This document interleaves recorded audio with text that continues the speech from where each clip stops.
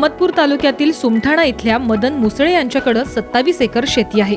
मदन मुसळे यांना शेतीची आवड असल्याने त्यांनी फार्मसीचं शिक्षण पूर्ण झाल्यानंतर नोकरीच्या मागे न लागता शेती करायचा निर्णय घेतला।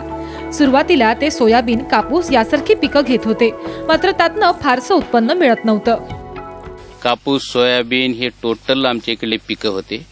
कापसामध्ये उत्पन्न येत नव्हतं। पहिलं कापूस जे होता नांदेड 44, त्यावेळेस फवारण्या देखील 3 दिवसाला एक फवारणी घ्यावं लागत होती आणि उत्पन्नामध्ये देखील काही पडत नव्हतं।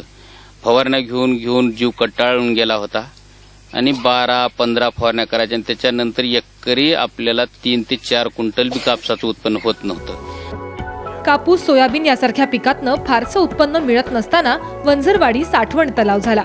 तलावामुळे पाण्याची सोय झाली, त्यामुळे मदन मुसळे यांनी ऊस शेती करायला सुरुवात केली। सुरुवातीला काही वर्ष चांगलं उत्पन्न मिळालं, त्यानंतर परिसरातला कारखाना बंद झाला। तसंच ऊसावरील वाढता खर्च आणि मिळणारा भाव यामुळे ऊस शेती परवडेनाशी झाली, त्यामुळे त्यांनी पर्यायी पिकाचा शोध सुरू केला। कृषी अधिकाऱ्यांशी चर्चाही केली। कृषी अधिकाऱ्यांनी फळबाग लागवडीकडे वळण्याचा सल्ला दिला। कमी खर्चात जास्त उत्पन्न देणाऱ्या पपईची माहिती घेतल्यानंतर मदन मुसळे यांनी पपई लागवडीचा निर्णय घेतला। सोलापूर जिल्ह्यातल्या मोहोळ इथून पपईची 2500 रोपं आणली आणि ऑक्टोबर महिन्यात 3 एकरात पपईची लागवड केली। शेतकऱ्याला ऊस पिकासोबत एक जोडधंदा म्हणून आम्ही क्षेत्र विस्तारांतर्गत पपई लागवड या शेतकऱ्याला करण्याचं आम्ही ठरलो आणि त्या शेतकऱ्याला सहल काढून त्यांना वेळोवेळी दौरे करून त्यांना बागत दाखवलो आणि ते फिरून आल्यानंतर आम्ही अशी चर्चा केली की आपल्याला कमी पैशामध्ये जास्तीचे उत्पादन कोणत्या पिकापासून घेता येईल असे हे केलो आणि निश्चय केलो आणि त्यानंतर आम्ही पपई लागवड करण्याचे ठरलो।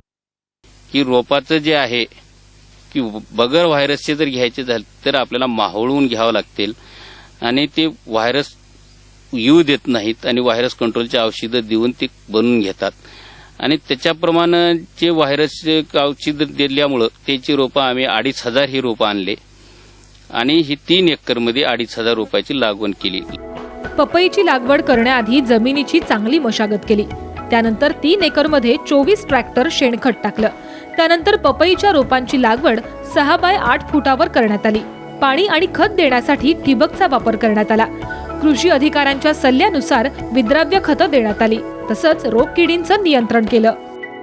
रोपं आणल्यानंतर जमिनीची मशागत करून घेतली। अगोदर मशागत करून घेऊन पूर्ण खत शेणखत हे घरचाच होता। एकरी 7 ते 8 ट्रॅक्टर खत टाकला आणि 24 ट्रॅक्टर 3 एकरमध्ये खत टाकला आणि त्याच्यानंतर झाडं लावते वेळेस झाडं लावून घेतले आणि ज्यावेळेस बेसल डोस दिला ते 10-26-26 आणि पोटॅश एकरी 10-26-26चे 7 पोते आणि पोटॅशचे 2 पोते हा 1 महिन्यानंतर डोस देण्यात आला आणि हे डोस ज्यावेळेस द्यायचा सगर साहेबांना अगोदर सांगितले की ज्यावेळेस मुळासट होत्याल त्यावेळेसच हा डोस द्यायचा आणि बांगडी पद्धतीने द्यायचा असं सांगितले। त्याप्रमाणे 10-26-26 आणि ह्युमिक ऍसिडचे 2-4 किलो पर एकरी आणि पोटॅश असे हे 10 पोत्याचा डोस पर एकरीत दिला आणि त्याच्यानंतर ज्यावेळेस वाढ थोडी सुरू झाली त्यावेळेस काही कीटकाचा प्रादुर्भाव येऊ लागला, त्यावेळेस एखादी फवारणी घेतली कीटकनाशकाची। पपई लागवडीच्या वेळेसच रमजान आणि श्रावण महिन्यात फळ येईल असं नियोजन केलं। खत पाण्याचं योग्य व्यवस्थापन केल्यानं 3 महिन्यातच फुलं आली। त्यानंतर 4थ्या महिन्यात फळं आली। मे महिन्यात फळं तोडायला सुरुवात झाली। पहिल्या तोड्यात 3 टनाचा माल निघाला। त्यानंतर 10 ते 15 दिवसांनंतर 6 टन माल मिळाला। रमजानच्या महिन्यात 25 टन माल मिळाला। रमजान महिन्यात पपईला किलोला 14 ते 17 रुपयांचा दर मिळाला। रमजानमध्ये 25 टन आम्ही माल 1 महिन्यामध्ये काढण्यात आला आणि उत्पन्नाची बाजू आणि रमजानमध्ये मला चांगला पण भाव मिळाला। 17 रुपये किलो पासून ते 14 रुपये किलो असा ह्या रमजानच्या काळात भाव भेटला आणि आता सध्याच्याला भाव जे आहे ते आता कमी झालेला आहे। भाव आता हे 12 रुपये 13 रुपयाच्या आसपास येण्याची शक्यता आहे। रमजान धरून पुढचा जे महिना आहे श्रावण महिना लागतो, श्रावण महिन्यामध्ये देखील भाव चांगला लागतो आणि एकरी उत्पन्न हे पपईचं असं आहे शेतकऱ्याकरता की 12 महिन्याला जे पैसे मिळतात आपल्याला कापसाचे 9 महिन्याला पैसे मिळतात, सोयाबीनचे 4-5 महिन्याला पैसे मिळतात, पण हे जे पैसे मिळतात पपईचे की जिवंत झरा असल्यासारखा असतो. एकदाचे तळ्यातलं पाणी साठविल्यासारखं नाही, विहिरीचा झरा असतो. त्याप्रमाणे ते आपल्याला शेतकऱ्याला संसारामध्ये देखील वापरा येतात, लेकराचे काम करण्यामध्ये येतात आणि कुणाच्या दरोज्याला पण जायची जरूरत पडत नाही. आणि असा पैसा येतो की महिन्याला 15 दिवसाला आपल्याला 25, 30, 50 हजारापर्यंत 60 हजारापर्यंत मिळतात. मदन मुसळे यांनी ऑक्टोबर ते मार्च पर्यंत पपईच्या उत्पादनाचं नियोजन केलं. तसंच ते पपईची प्रतवारी आणि पॅकिंग करतात. महिन्याला 10 ते 15 टन उत्पादन होत आहे. परभणी जिल्ह्यातल्या वसमत इथले व्यापारी थेट शेतात येऊन मालाची खरेदी करतात. विशेष म्हणजे सर्व व्यवहार नगदी होतात. त्यामुळे दर महिन्याला पपईपासून पगारासारखं उत्पन्न मिळतं. 2,500 झाडांपासून 200 टन उत्पादन अपेक्षित आहे. किलोला कमीत कमी 7 रुपयांचा दर मिळाल्यास त्यांना 14 लाख रुपयांचं उत्पन्न अपेक्षित आहे. 4 लाखांचा खर्च वगळता 10 लाख रुपयांचा निव्वळ नफा मिळणार आहे. पपईपासून चांगलं उत्पन्न मिळत असल्यानं मदन यांच्या घरात आनंदाचं वातावरण आहे. माझ्या आता 3 एकर प्लॉटमध्ये 2,500 झाडं आहेत. 2,500 झाडांमध्ये सरासरी 80 किलो प्रत्येक झाडाला माल आहे.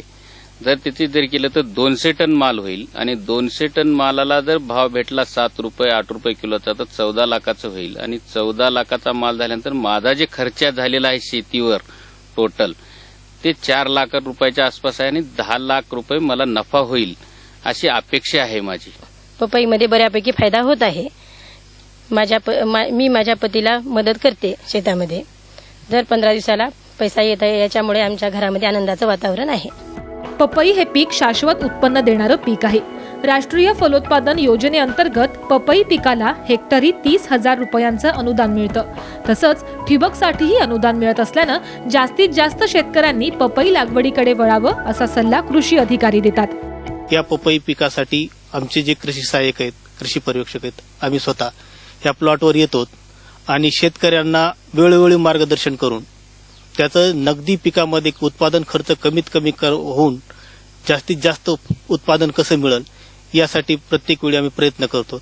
आणि त्याचाच परिपाक म्हणजे आज ही जी मुसळींची बाग आहे, या बागेमध्ये विद्राव्य खताचा वापर केल्यामुळं खूप मोठ्या प्रमाणात खताची बचत झालेली आणि गुणात्मक फळ आज आपल्याला या ठिकाणी बघायला भेटते. पारंपरिक पीक न घेता मदन मुसळे यांनी पपईतून आर्थिक प्रगती साधली आहे. खत पाण्याचं योग्य नियोजन केल्यानं त्यांना दर महिन्याला पगारासारखं उत्पन्न मिळतंय. त्यामुळे राज्यातल्या शेतकऱ्यांनीही पपई लागवडीतनं आर्थिक प्रगती साधणं सहज शक्य आहे. दीपक क्षीरसागरसह ब्युरो रिपोर्ट, साम टीव्ही, लातूर.